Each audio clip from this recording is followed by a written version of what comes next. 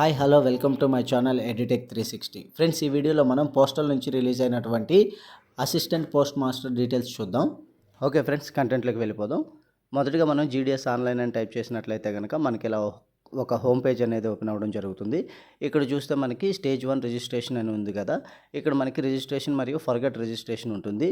కొత్తగా రిజిస్టర్ అయ్యే వాళ్ళు రిజిస్ట్రేషన్ మీద క్లిక్ చేసినట్లయితే కనుక ఈ పేజ్ ఓపెన్ అవ్వడం జరుగుతుంది. ఫ్రెండ్స్, ఇక్కడ మనకి మొదటిగా మన బేసిక్ డీటెయిల్స్ అనేది ఇచ్చి రిజిస్ట్రేషన్ అయితే చేసుకోవాల్సి ఉంటుంది. మొదటిగా మొబైల్ నెంబర్ ఇవ్వాల్సి ఉంటుంది. దాన్ని వ్యాలిడేట్ అయితే చేయాలి. వ్యాలిడేట్ చేసినప్పుడు మనకు ఓటీపీ అయితే రావడం జరుగుతుంది. తర్వాత ఈమెయిల్ అనేది ఇవ్వాలి, మన వర్కింగ్ ఈమెయిల్ అనేది, అది కూడా వ్యాలిడేట్ అయితే చేయాలి. ఈ రెండింటికి సంబంధించి మొబైల్కి అదేవిధంగా ఈమెయిల్కి ఓటీపీస్ అనేది రావడం జరుగుతుంది. ఆ ఓటీపీ ఎంటర్ చేస్తే సరిపోతుంది ఫ్రెండ్స్. అదేవిధంగా ఇక్కడ చూసుకున్నట్లయితే కనుక అప్లికెంట్స్ నేమ్ 10th క్లాస్ మీద ఏతుందో అదే యాజ్ ఇట్ ఈస్గా ఎంటర్ చేస్తే సరిపోతుంది. అలాగే నెక్స్ట్ చూసుకున్నట్లయితే కనుక father's name or mother's name ఏదైనా కూడా మీరు ఎంటర్ అయితే చేయొచ్చు. నెక్స్ట్ వచ్చేసి డేట్ ఆఫ్ బర్త్. సో ఇక్కడ మన date of birth as per 10th class ప్రకారం డేట్ ఆఫ్ బర్త్ అయితే ఎంటర్ చేయవలసి ఉంటుంది. నెక్స్ట్ జెండర్ సెలెక్ట్ చేసుకోవాలి. నెక్స్ట్ చూసుకున్నట్లయితే కనుక మనకి కమ్యూనిటీ క్యాస్ట్ అయితే సెలెక్ట్ చేసుకోవచ్చు ఫ్రెండ్స్ ఇక్కడ. అలాగే నెక్స్ట్ ఆప్షన్ చూసుకున్నట్లయితే కనుక circle in which secondary school passed, అంటే మనం ఏ సర్కిల్లో మనం పాస్ అయ్యాము 10th క్లాస్ అనేది ఇక్కడ సెలెక్ట్ చేసుకోవాల్సి ఉంటుంది. మనకు తెలియకపోతే కనుక ఇక్కడ క్లిక్ చేసి మనం ఆ సర్కిల్స్ అనేది తెలుసుకోవచ్చు ఫ్రెండ్స్. అంటే ఈ పోస్టల్ సర్కిల్లో పాస్ అయిన వారు ఈ సర్కిల్కి మాత్రమే అప్లై చేసుకోవాలి అనేది అయితే ఇక్కడ మ్యాండేటరీగా ఇవ్వడం జరిగింది ఫ్రెండ్స్. నెక్స్ట్ చూసుకున్నట్లయితే కనుక సెకండరీ స్కూల్ అంటే ఎస్ఎస్సి ఇయర్ ఆఫ్ పాసింగ్ అనేది మనం సెలెక్ట్ చేసుకోవాలి. ఇవన్నీ అయిపోయిన తర్వాత మనకి ఇక్కడ క్యాప్చా అనేది ఇవ్వడం జరిగింది కదా.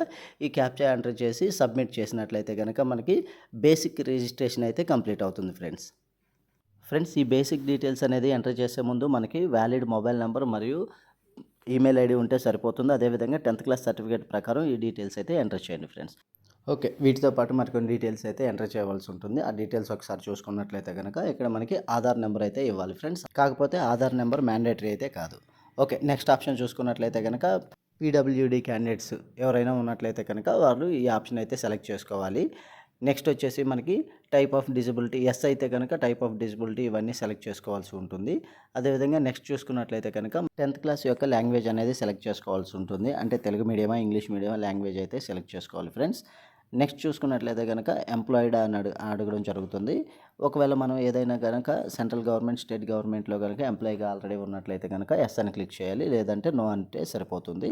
నెక్స్ట్ వచ్చేసి ఫోటో అయితే అప్లోడ్ చేయవలసి ఉంటుంది ఫ్రెండ్స్. ఫోటో సైజ్ వచ్చేసి 50 KB మ్యాక్సిమం అయితే ఉండాలి, జేపీజీ ఫార్మేట్లో ఉండాలి.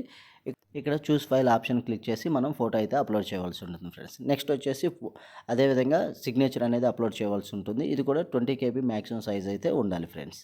ఓకే, ఈ డీటెయిల్స్ అన్నీ ఇచ్చి మనం సబ్మిట్ ఆప్షన్ క్లిక్ చేసినట్లయితే కనుక మనకి రిజిస్ట్రేషన్ నెంబర్ అనేది రావడం జరుగుతుంది.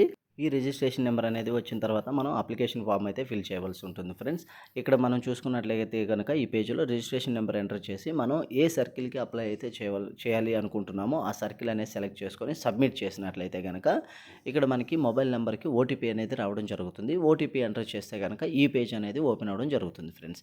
ఇక్కడ చూసుకున్నట్లయితే కనుక మనం అడ్రస్ అయితే ఫిల్ చేయవలసి ఉంటుంది. మన ఆధార్ కార్డులో ఉన్నట్లుగానే మనకి door number, street, city, village, mandal మరియు పిన్ కోడ్ నెంబర్ అయితే ఎంటర్ చేయవలసి ఉంటుంది. నెక్స్ట్ ఈ కమ్యూనికేషన్ అడ్రస్ ఫిల్ చేసిన తర్వాత మన పర్మనెంట్ అడ్రస్ కూడా సేమ్ ఇదే అయినట్లయితే కనుక ఇక్కడ పైన ఉన్న సేమ్ యాజ్ కమ్యూనికేషన్ అడ్రస్ అనే ఆప్షన్ క్లిక్ చేసినట్లయితే కనుక సేమ్ ఈ అడ్రస్ అనేది ఇక్కడ కాపీ అయితే అవ్వడం జరుగుతుంది ఫ్రెండ్స్. నెక్స్ట్ వచ్చేసి మనకి క్వాలిఫికేషన్ డీటెయిల్స్ అనేది ఫిల్ చేయవలసి ఉంటుంది. అయితే మనం 10th క్లాస్ అనేది ఏ సర్కిల్లో పోస్టల్ సర్కిల్లో పాస్ అయ్యామో ఆ సర్కిల్ అయితే సెలెక్ట్ చేసుకోవాల్సి ఉంటుంది. అదేవిధంగా నెక్స్ట్ వచ్చేసి ఇయర్ ఆఫ్ పాసింగ్, ఎస్ఎస్సి మనం ఏ ఇయర్లో పాస్ అయ్యామో సెలెక్ట్ చేయవలసి ఉంటుంది. నెక్స్ట్ వచ్చేసి board of secondary education Andhra Pradesh are Telangana ఇదైతే సెలెక్ట్ చేసుకోవాల్సి ఉంటుంది ఫ్రెండ్స్ మనం.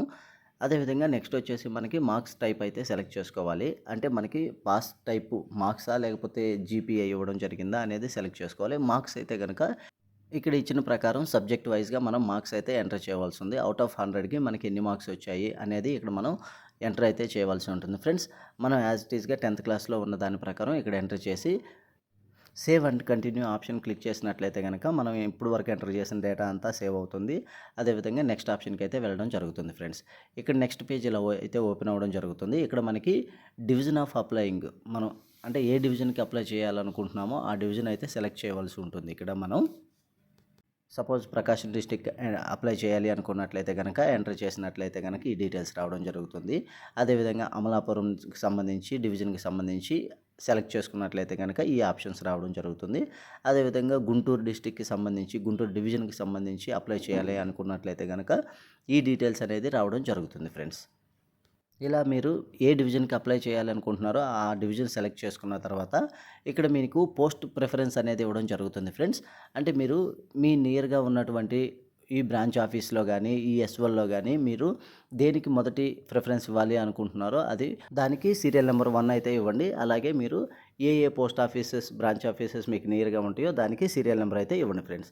ఫైనల్గా ఇక్కడ డిక్లరేషన్ మీద క్లిక్ చేసి మనం సేవ్ అండ్ ప్రొసీడ్ క్లిక్ చేసినట్లయితే కనుక మన అప్లికేషన్ అనేది ఫైనల్గా సబ్మిట్ చేయడం జరుగుతుంది ఫ్రెండ్స్.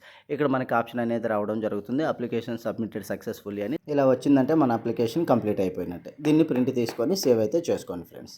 Thank you.